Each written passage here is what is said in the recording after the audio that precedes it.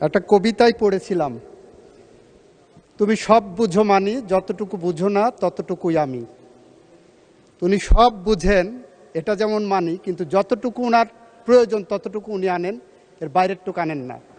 অবশ্যই সংসদের অবশ্যই নির্বাচনে যাওয়ার জন্যই এই 8 সপ্তাহ বা 7 সপ্তাহ 8 সপ্তাহ সরকার দায়িত্ব গ্রহণের পরে, গত 18 মাসে যখন নির্বাচন হয়নি, আমরা দায়িত্ব গ্রহণ করার পরেই বার কাউন্সিলের নির্বাচন উদ্যোগ গ্রহণ করেছি। এবং সেই ব্যাপারে বার কাউন্সিল একটি স্বায়ত্তশাসিত প্রতিষ্ঠান, আপনি জানেন।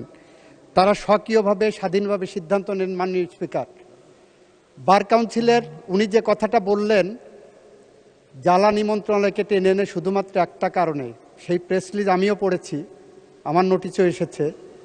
উনি যে জিনিসটা বলেননি সেটা হলো ঢাকা বার সহ বেশ কয়েকটি বার অ্যাসোসিয়েশন থেকে বার কাউন্সিলের কাছে অনুরোধ এসেছে যে তাদের ওখানে এখন নির্বাচন চলছে, তাদের নির্বাচন প্রক্রিয়া সমুন্নত রাখার জন্য, এইটাকে নির্ঝঞ্ঝাট রাখার জন্য, ওই বার অ্যাসোসিয়েশনগুলোর নির্বাচনকে নির্ঝঞ্ঝাট রাখার জন্য, নির্বাচনটা পিছানোর জন্য বলেছেন।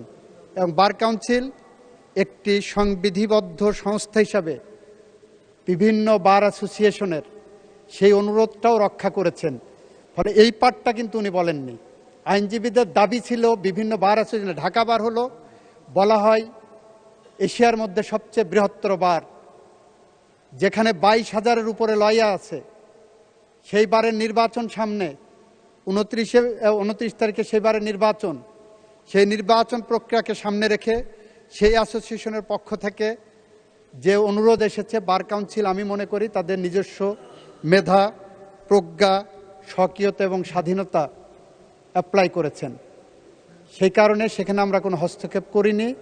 আমরা চাই ওনার মতোই যে বার কাউন্সিলের একটি স্বাভাবিক নির্বাচন প্রক্রিয়া এগিয়ে যাক, এবং সেই প্রক্রিয়া এগিয়ে যাওয়ার জন্য আমাদের পক্ষ থেকে আমরা সেখানে হস্তক্ষেপের মধ্যে যাচ্ছি না।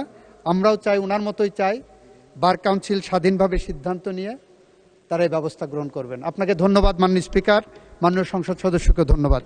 ধন্যবাদ মাননীয় আইনমন্ত্রী। আমি তো ভেবেছিলাম মাধবী হবে কবিতার শিরোনাম। ধন্যবাদ মাননীয় আইনমন্ত্রী। আর এই বিষয়ে বক্তব্য নেই। আপনি অধিবেশন মাননীয় আইনমন্ত্রী, আমি বললাম আমি ভেবেছিলাম কবিতার শিরোনাম হবে মাধবী। এনিওয়ে বলেছেন, শুনেছি। Thank you.